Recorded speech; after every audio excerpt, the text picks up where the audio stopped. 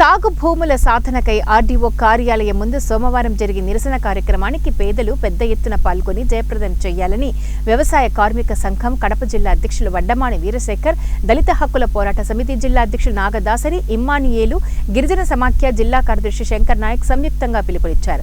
శనివారం జేవీ భవన్లో press meet నిర్వహించారు. ఈ సందర్భంగా వారు మాట్లాడుతూ స్వాతంత్ర్యం వచ్చి 70 సంవత్సరాలు పైబడినప్పటికీ ఈనాటికి దళిత గిరిజనులకు భూములు లేకపోవడం దౌర్భాగ్యమన్నారు. ఏ పార్టీ అధికారంలోకి వచ్చినా దళితులకు, గిరిజనులకు, వ్యవసాయ కూలీలకు, పేదలకు న్యాయం జరగలేదని అన్నారు. ఎన్నికలకు ముందు అనేక హామీలను ఇస్తూ ఎస్సీ, ఎస్టీ, బీసీ, మైనారిటీలకు ప్రతి కుటుంబానికి భూములు ఇస్తామని చెప్పి గద్దెనెక్కి వారిని విస్మరించడం సిగ్గుచేటన్నారు. పేదవారికి పంచాల్సిన భూమి కొంతమంది బడా నాయకుల వద్ద బినామీ పేర్లతో 100 ఎకరాలు ఉన్న రెవెన్యూ అధికారులు చోద్యం చూస్తున్నారని అన్నారు. బద్వేల్ నియోజకవర్గంలో 30,000 ఎకరాలు కబ్జాకు గురయ్యిందని లెక్కలు చెబుతున్న ఎకరం కూడా రెవెన్యూ అధికారులు స్వాధీనం చేసుకున్న దాఖలాలు లేవన్నారు.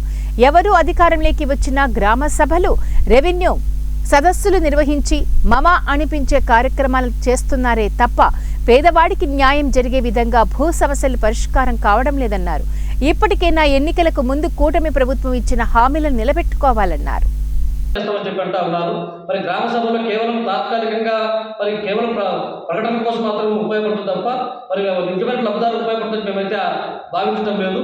అందుకాబట్టి ఈరోజు ఈ ప్రాంతంలో ఉన్నటువంటి వ్యవసాయ కూలీలను, కార్మికులు, దళితులను, గిరిజనులను అందరినీ కూడా ఐక్యం చేసి పెద్ద ఎత్తున రేపు 16వ తారీఖున ఆర్టీఓ కార్యాలయం ముందర ధర్నా నిర్వహిస్తా ఉన్నాం.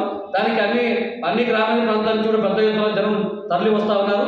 అధికారులు మేము ఎవరు చెప్తా ఉన్నాం, సచివాలయాలు మీరు అప్లై చేసుకోమని చెప్పి మీరే చెప్తా ఉన్నారు. సచివాలయాలు అప్లై చేసుకుంటే ఎన్ని రోజులకు మీరు ఇస్తారు?